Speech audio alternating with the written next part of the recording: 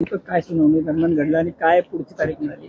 आज सुनावणी आज होती, परंतु फिर्यादी पक्षातर्फे आज ॲडजमेंट मागण्यात आली आणि आदरणीय न्यायालयाने त्यांना एक फेअर चान्स मिळावा म्हणून आजची सुनावणी तहकूब केलेली आहे.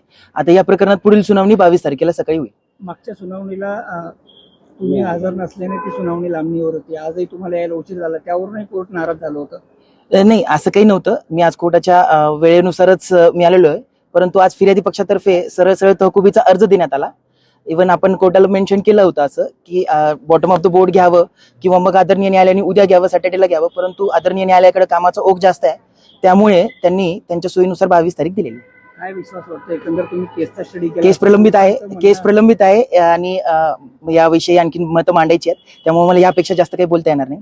धन्यवाद. आपण देखील आज अर्ज ठेवला होता, नेमका काय मागणीचा अर्ज होता आणि कोर्टाने किती तारीख आता दिली आहे सुनावणीसाठी? आज आपण कोर्टाला मागणी केली की आम्हाला या प्रकरणामध्ये आजच आम्ही हजर झालोय.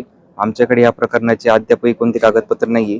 आम्हाला ह्या प्रकरणातील कागदपत्र देण्यात यावी आणि हे कागदपत्र घेऊन आम्ही पुढच्या तारखेला आमचं म्हणणं देऊ म्हणून आपण आज कोर्टाला विनंती अर्ज केला होता आणि तो अर्ज कोर्टाने आपल्याला मंजूर केला.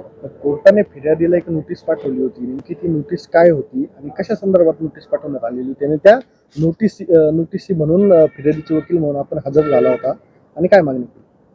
कोर्टाने गुन्ह्याचं गांभीर्य लक्षात घेऊन कोर्टाने ह्या गुन्ह्यामध्ये फिर्यादीचे म्हणणं घेतलं पाहिजे असं कोर्टाचं मत झालं होतं. म्हणून कोर्टाने फिर्यादीला नोटीस पाठवली की तुम्ही या प्रकरणात सहभागी व्हा आणि तुमचं काय असेल ते तुमच्यातर्फे तुम्हाला काय म्हणणं द्यायचं तुमच्या वतीने ते म्हणणं याच्यामध्ये द्या.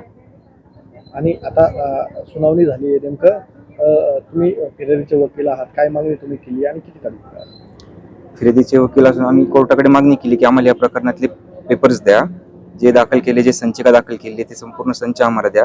तो संच आम्ही आज घेऊन आम्ही आमच्या त्या कागदपत्रातून आम्ही आमचं म्हणणं तयार करू. आमचं म्हणणं आम्ही आज कोर्टात दाखल करू. तर मग म्हणणं देण्याकरता काय एका दिवसात तर आमचं म्हणणं आज कोर्ट आम्हाला देता येणार नाही, त्यामुळे कोर्टाला आम्ही उद्याची मुदत मागितली होती. पण मग कोर्टाने आम्हाला गुन्ह्याची गंभीरता लक्षात घेऊन कोर्टाला दोन्ही पक्षांना सारखे बाजू भेटली पाहिजे, दोन्ही पक्षांना सारखी संधी भेटली पाहिजे, या हिशोबाने कोर्टाने बुधवारची तारीख दिली प्रकरणामध्ये.